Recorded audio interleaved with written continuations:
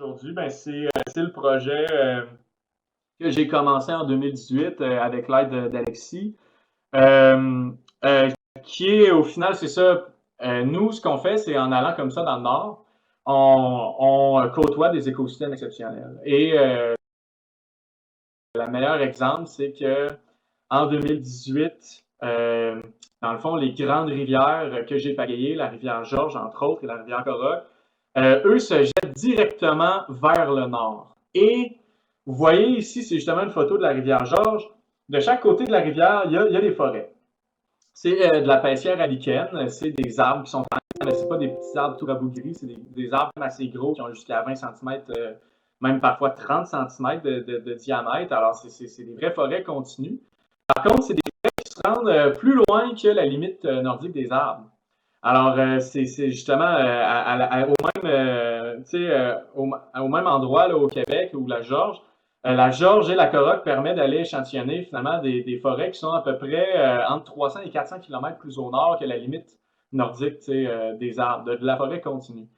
Et vous le savez probablement, là, ici je vais passer très vite, c'est des photos de la NASA. Là, ce qui est le point vert, justement, c'est l'endroit où on a échantillonné des arbres en 2018. Bon, ben là, le nord, en fait, le nord se réchauffe plus vite que l'équateur. Alors ici, c'est justement un exemple. Là, on voit la date en haut, c'est en 1980. Plus ça devient rouge, plus ça devient foncé, plus c'est une augmentation de température dans le temps. C'est des images de la NASA. Et on voit à partir des années 2000 qu'il y a une tendance là, vraiment que le nord se réchauffe beaucoup plus vite qu'ailleurs dans le monde. Donc, ces forêts-là, on le sait, ce sont des arbres qui sont vraiment à la limite de leur répartition, donc leur croissance à la base est limitée par le climat.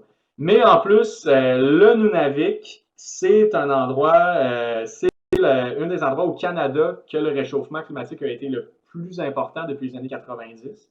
Alors, d'un côté, on a des arbres qu'on sait qui sont limités par le climat, et d'un côté, on a aussi des arbres qu'on sait que depuis les années 90, c'est un des endroits sur la planète qui a subi le plus haut, la plus grande augmentation de chaleur. Alors, c'est donc des forêts qui peuvent nous aider à mieux comprendre comment tous ces écosystèmes-là nordiques vont s'adapter au changement climatique et aussi même potentiellement à mieux comprendre les écosystèmes plus au sud. Alors ça, c'est le projet scientifique que je pourrais résumer qu'on a fait. Alors ce que ça a impliqué, c'est qu'on a prélevé littéralement des bûchettes, des dizaines de bûchettes qu'on a ramenées à l'Université Laval. On en a 70, là, des bûchettes qu'on a fait des séries de croissance. Alors ici, c'est justement ça, c'est Nicolas en train de couper un arbre, des bûchettes. Et ici, c'est Pierre-Luc en train d'abattre un arbre. Ça, c'est moi en train de prendre des notes. On peut voir là, ce qui est autour de moi, c'est vraiment de la paissière à lichen. Il y a encore un petit peu de neige au sol. Et c'est ça. Alors, c'est ça qu'on a entrepris en 2018. On est en train d'analyser ces données-là et c'est que je vais poursuivre en 2021 parce qu'il va encore avoir ce que j'appelle des enclaves de forêt boréale, ces espèces de forêts-là qui est autour des rivières et des points d'eau, en fait. Ça peut être des lacs aussi. Alors, ces espèces d'enclaves de forêt boréale-là, je vais aussi pouvoir les étudier, mais cette fois-ci au Nunavut.